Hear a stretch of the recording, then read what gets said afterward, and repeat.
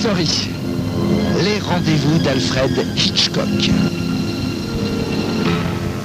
Raconté par Serge Sauvion.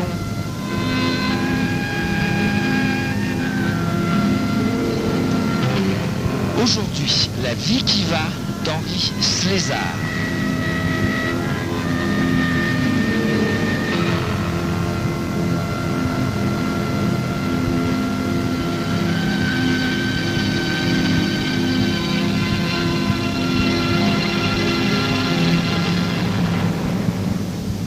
Sur le trottoir face au magasin, Lou Rice ressemble à un enfant devant une vitrine de jouets.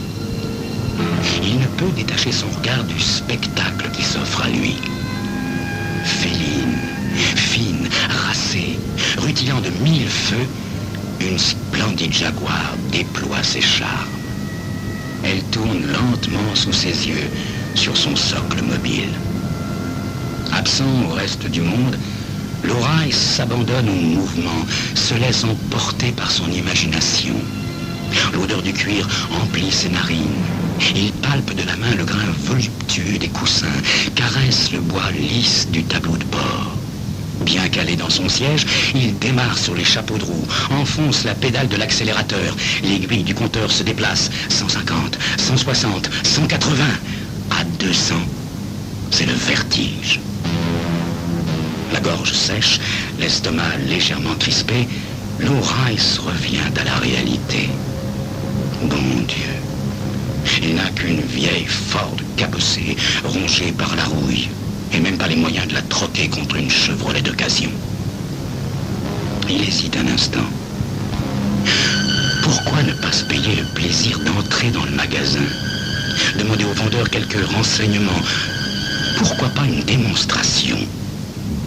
Il n'est pas mal habillé, son costume est de bonne coupe, ses mocassins élégants, son visage rasé de frais marque à peine ses 40 ans. Avec ses allures de jeune cadre dynamique, il peut faire illusion.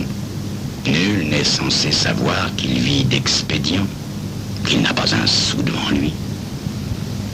D'un geste sec, il repousse vers l'arrière son chapeau de feutre au bord discrètement fatigué et marche d'un pas vif jusqu'au kiosque à journaux. Il a changé d'idée. Il va d'abord faire fortune.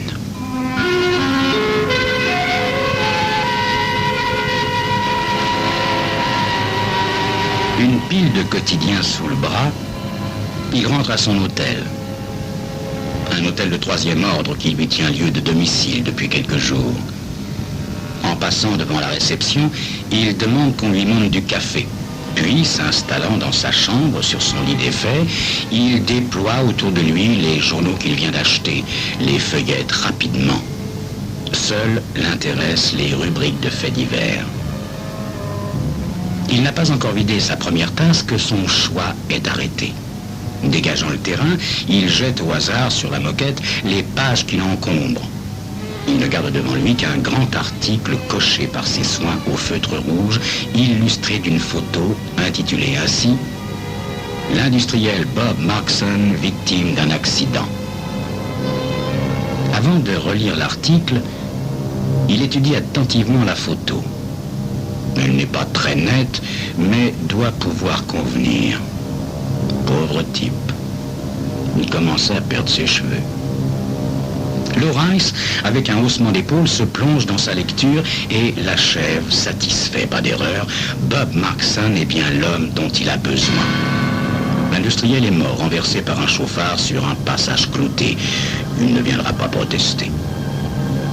Lou Rice étend le bras, saisit le téléphone, le pose à côté de lui sur l'oreiller. Il décroche le combiné, compose le numéro. Allô? La galerie Hoffman? Pouvez-vous me passer Arnie? Hein? Non, c'est personnel. Je suis un de ses amis. Arnie, son vieux copain de classe, ne se montre pas des plus aimables. Enfin, il accepte quand même le rendez-vous et Lou s'y précipite. Arnie, l'air un peu maussade, l'attend comme prévu devant la boutique. Lou stoppe à sa hauteur dans un épouvantable crissement de frein. « Salut !» dit-il en agitant joyeusement la main. Il est à présent de la meilleure humeur du monde. Ce n'est pas le cas d'Arnie qui l'aborde d'un ton agressif. Ah, toi et ton tas de ferraille, tu peux pas te montrer plus discret? Lou lui balance une grande claque amicale dans l'épaule. Souris, mon vieux, la vie est belle. Grâce à moi, tu vas gagner beaucoup d'argent. Tu parles? Tu m'as même pas réglé le dernier travail que j'ai exécuté pour toi. Oui, mais ce coup-ci, tu vas être riche comme Crésus.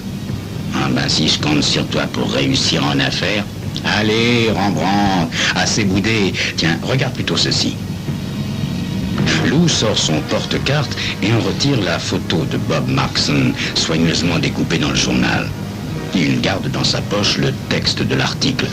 Arnie n'a pas besoin de le voir. Celui-ci, toujours boudeur mais curieux, tend la main pour attraper le cliché. Tu veux encore un portrait? Oui. C'est pas assez net, ça. Trouve-moi une meilleure photo. Écoute, t'es un artiste, non? Tout ce que je te demande, c'est de me peindre un type qui lui ressemble vaguement. Combien? 200 $. Quand? 8 jours après la remise. Et quand, la remise? Après-demain matin. Je viendrai à 10 heures. Bon. Alors, quelle dimension? 1 mètre de haut sur 80 cm de large. Et puis, tu me trouves aussi un beau cadre doré qui fasse un peu luxueux, tu vois. Je te paierai en plus, bien sûr. Ça te convient? Oui, ça marche. Ah, sacré Arnie, je savais bien que t'accepterais. Ouais, mais moi, j'aimerais bien cette fois voir la couleur de ton argent. Se contente de marmonner Arnie d'un air soupçonneux.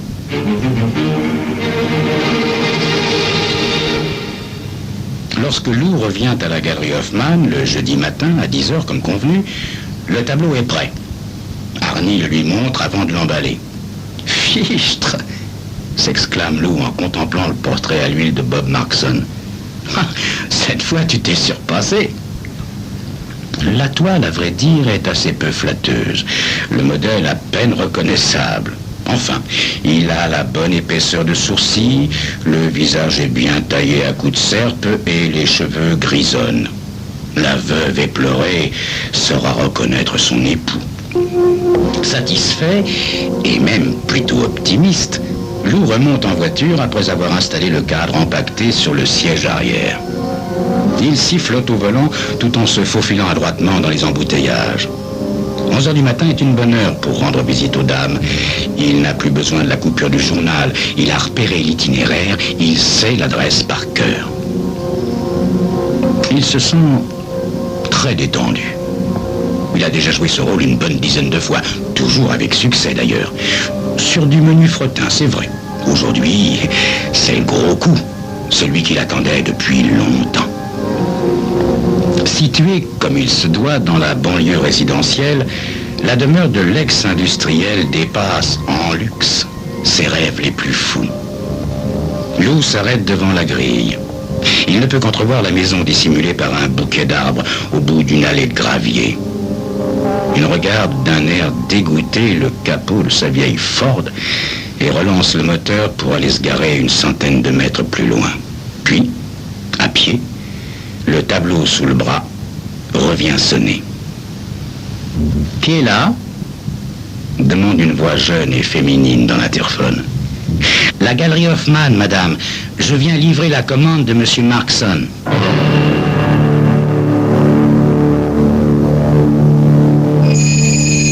Qu'a donc Lou Rice dans la tête? Comment sera-t-il accueilli? Monsieur Markson est mort, mais il peut encore rapporter beaucoup. Introduit dans un immense salon dallé de marbre, Lou prend place sur un canapé de cuir blanc. Il se moque éperdument d'attendre. Le décor est somptueux. En fait de veuve éplorée, finit par paraître une blonde pulpeuse, merveilleusement bronzée d'une trentaine d'années, moulée dans un fourreau de jersey corail, largement échancré, qui ne cache rien de ses courbes voluptueuses. Il en reste un peu estomaqué. Mira, ma domestique, a tenté de m'expliquer. J'avoue ne pas très bien saisir les raisons de votre visite, monsieur. Lou retrouve aussitôt sa superbe. Chère Madame Markson, je suis tout à fait navré de venir vous déranger à un moment comme celui-ci, mais voyez-vous, je travaille pour la galerie Hoffman de New York, et votre mari, ce cher Monsieur Markson, nous avait, voici quelques semaines, commandé son portrait. Vraiment? Tenez, madame, je l'ai apporté. Comment vous appelez-vous? Demande son interlocutrice, tandis que Lou se lève pour déballer l'objet. Jack Wilson. Ainsi, d'après vous, monsieur Wilson, mon mari s'intéressait aux arts. Lou n'entend pas l'ironie. Ou il en faut plus pour l'impressionner. Vous n'étiez pas au courant? Peut-être qu'il vous réservait la surprise. Je me souviens qu'il a parlé de célébrer un événement quand il est passé à la galerie. Voyons... Nous devions fêter notre premier anniversaire de mariage le 20 du mois prochain, dit simplement la jeune femme. C'est ça, madame, je me rappelle maintenant. Il voulait vous offrir un portrait de lui à cette occasion. Il paraissait si heureux. Pauvre monsieur Markson. Mon Dieu, quel malheur, ajoute Lou d'un air affligé, poussant un soupir à fendre l'âme. La blonde ne répond rien. Mais son visage se ferme et un silence pesant s'établit, tandis que Lou se débat maladroitement avec la ficelle. Cet imbécile d'Arnie a multiplié les nœuds. L'œuvre surgit enfin dans toute sa splendeur et, aux grandes dames de Lou, Madame Markson éclate de rire. Vous êtes sûr que mon mari vous a commandé ce tableau? Naturellement, madame. Il devait passer le prendre lui-même à la galerie cette semaine, répond Lou, vexé. Et combien en demandez-vous? $1000. $1000? D'où Jésus? Vous savez, notre directeur, Monsieur Hoffman, s'en est occupé lui-même. C'est un homme de grand talent. Il a peint de nombreuses personnalités. Lou s'efforce de ne pas regarder la toile. Elle paraît encore plus affreuse que dans l'atelier d'Arnie, plus laide que l'affiche d'un film de série B avec ses couleurs criardes. Comment vous appelez-vous déjà? Wilson. Jack Wilson. Non, assez plaisanté, monsieur. Donnez-moi votre vrai nom. Mais enfin, Madame Markson lui coupe la parole d'un ton sec. Écoutez, je ne crois pas un mot de votre petite histoire, mais il n'y a pas de quoi fouetter un chat. Je ne vais pas vous poursuivre, simplement j'aimerais savoir à qui je parle. Rice. Lou Rice. Bien. Alors, figurez-vous, monsieur Rice, que si je ne comprends rien à la peinture, mon mari s'y connaissait encore moins.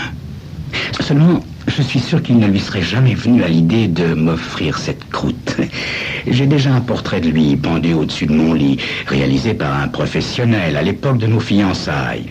Bob, en outre, n'était pas d'humeur ces derniers temps à me combler de cadeaux. Nous ne nous entendions plus très bien. Lou, écarlate, voudrait pouvoir partir en courant ou disparaître dans le sol, mais la blonde le retient. Asseyez-vous. Asseyez-vous. Vous avez bien 2 minutes pour bavarder. Lou préférerait filer, mais cette femme a maintenant un visage dur. À quoi bon l'irriter davantage? Il accepte un whisky. Madame Markson se sert un martini auquel elle ajoute une goutte de gin et, les yeux rivés sur le tableau, elle engage la conversation. Combien déjà vouliez-vous me vendre ce portrait? $1000, répond Lou sur la défensive. Et que comptiez-vous faire avec ces $1000? Il hésite un instant, puis hausse les épaules. M'acheter une Jaguar. Madame Markson semble s'intéresser aux automobiles. Elle lui pose toutes sortes de questions. Se sentant sur un terrain plus ferme, Lou se laisse aller à évoquer la voiture de ses rêves avec une certaine passion. Le regard de Madame Markson revient au tableau. Finalement, cette peinture n'est pas si laide. Après tout, Bob m'était infiniment cher. Je peux me permettre de m'acheter un second portrait. Je vous en offre 25 000 $. Lou manque en lâcher son verre. Pardon? Vous avez bien entendu, je vous achète ce tableau. Et j'ai bien dit 25 000 $, en échange d'un petit service, naturellement. Ah oui? Quel service? Vous avez une voiture, j'imagine? Ah oui, une vieille Ford. Eh bien, il vous suffira de dire à la police que c'est vous qui avez renversé mon mari avec votre vieille Ford. Mais vous êtes folle, pas le moins du monde. Et vous allez gagner facilement 25 000 $. C'est un jeu d'enfant. Vous expliquerez que vous avez pris peur et que vous vous êtes enfui. Ça arrive tous les jours, les accidents de ce genre. Vous vous en tirerez avec une très légère condamnation. Lou discute un peu.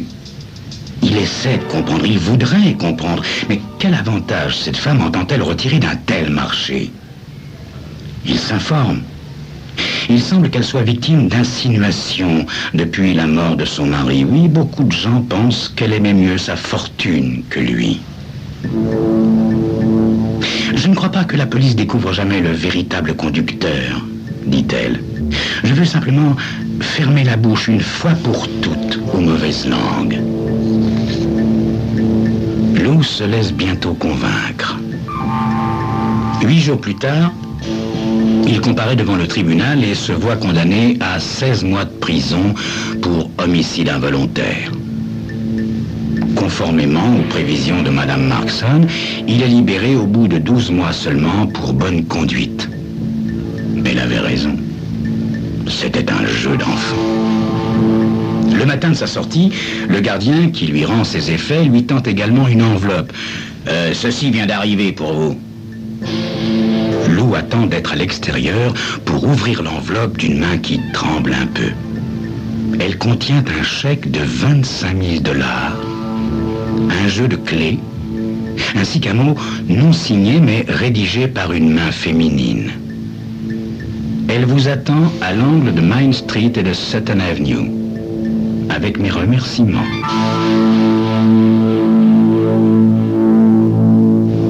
Alors il comprend. Et son cœur bondit de joie. Il court à l'endroit indiqué. Une superbe Jaguar blanche est garée le long du trottoir, réplique exacte de celle dont il rêve depuis de longs mois. Sa carrosserie brille de mille feux. Le chrome de ses roues étincelle dans le soleil du matin. Lou s'en approche. C'est bien elle. Avec ses coussins de cuir rouge, son tableau de bord en bois noir. Impatient, il ouvre la portière, s'installe derrière le volant, met le contact. Un doux ronronnement s'élève du capot. Il passe la première, pèse légèrement sur le volant. La voiture décolle souplement du trottoir. Il accélère à peine. La Jaguar bondit en avant. Le feu devant lui, au carrefour, de rouge devient vert. Lou Rice accélère davantage. La Jaguar s'élance et, rapide comme l'éclair, double avec aisance une file de voitures. Quelle puissance! Il en rit de bonheur et accélère encore. Quelle chance! Tous les feux à son approche virent au vert. Ivre de liberté et de vitesse, il gagne ainsi rapidement et sans encombre la sortie de la ville. S'engage sur la grande route, presse à fond sur l'accélérateur. 160, 180, 200. Il est maître de sa voiture et le maître du monde. Et soudain, débouche sur sa droite un énorme camion. Lou Rice lève le pied, appuie sur le frein. Rien. Il appuie encore. Rien. Il appuie toujours. Rien. Rien. Rien. Ce n'est plus un jeu. Il n'a aucune possibilité de fuir. Ça arrive tous les jours, les accidents de ce genre, dira sans doute Madame Markson. Elle ne comprend rien à la peinture, mais elle s'intéresse aux automobiles et surtout à la mécanique. C'était Crime Story, les rendez-vous d'Alfred Hitchcock, racontés par Serge Sauvion. Aujourd'hui, La vie qui va d'Henri Slézard.